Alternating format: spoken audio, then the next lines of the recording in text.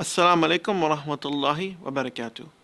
So in our last video we discussed how Ibrahim alayhi salam he was giving dawah to his society, and this made him very unpopular. It made him so unpopular that his society was ready to kill him. And this goes to our next sacrifice of Ibrahim alayhi salam, that he was willing to sacrifice his life for the sake of Allah. This is the high state of Ibrahim alayhi salam.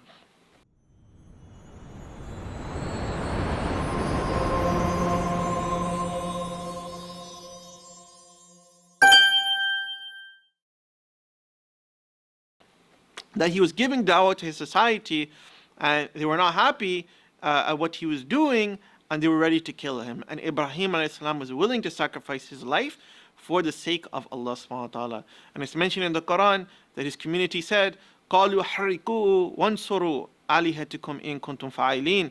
They concluded, burn him up to avenge your gods if you must act.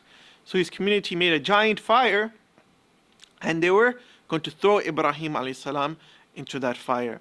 And it's mentioned that while he was being thrown into the fire, he said, Hasbunallahu wa ni'mal wakil. Allah alone is sufficient as an aid, and he is the best protector. And then Allah subhanahu wa ta'ala commanded the fire, as is mentioned in the Quran, قُلْنَا يَا نَارُ كُونِي بَرْدًا وَسَلَامٌ عَلَىٰ إِبْرَاهِيمَ. That we ordered, O fire, be cool and safe for Ibrahim. And that fire, instead of burning Ibrahim, became cool and safe for him.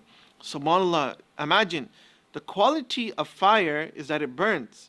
And yet Allah subhanahu wa ta'ala changed that quality and made it cool and peaceful for Ibrahim alayhi salam. And this is to teach us that harm and benefit only come from Allah subhanahu wa ta'ala. And when we speak the truth, we should not be afraid of the harm of other people.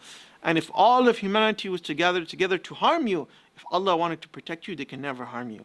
And the opposite, if all of humanity was together to benefit you, if Allah wanted something to happen to you, they can do nothing about it. We should have this yaqeen, and Ibrahim alayhi salam had this yaqeen, and he was willing to sacrifice his life for the sake of Allah.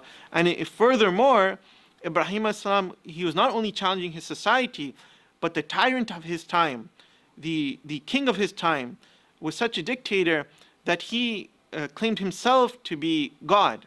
So Ibrahim alayhi salam challenged the ruler of his time. And he told the ruler that Rabbi alladhi yuhyi wa yumit, that my Lord is the one who gives life and gives death. And what did this dictator say? This king, he said, Qala ana uhyi wa umit. They said, I give life and I give death. And what he did was, somebody who was sentenced to death row, he let him free, and another person, he killed him. And of course this is not what Ibrahim alayhi salam was referring to, but this king was very arrogant, and he was a dictator, so he was challenging Ibrahim. And Ibrahim alayhi salam wasn't afraid, so then he said to the king, فَإِنَّ اللَّهَ يَأْتِي بِالشَّمْسِ مِنَ الْمَشْرِقِ فَأْتِي بِهَا مِنَ الْمَغْرِبِ. That Allah orders the sun to rise from the east, so make it rise from the west. And with this, the king couldn't respond to him. And it showed you that Ibrahim alayhi salam, when you're challenging a dictator, you're risking your life. And Ibrahim alayhi salam was not afraid. And he challenged this dictator for the sake of calling towards Allah. And he fulfilled one of the greatest forms of jihad. As the Prophet ﷺ says in a hadith, إِنَّ مِنْ أَعْتَمِ الْجِهَادِ كَلِمَةً عَدْلٍ عِنْدَ سُلْطَانٍ جَائِرٍ. Verily, among the greatest acts of jihad is a word of justice in front of a tyrannical ruler. And this is what Ibrahim alayhi salam did. That he was challenging his society and the ruler of that time, which was endangering his own life, but he didn't waver, but he was willing to sacrifice his love for the sake of Allah subhanahu wa ta'ala.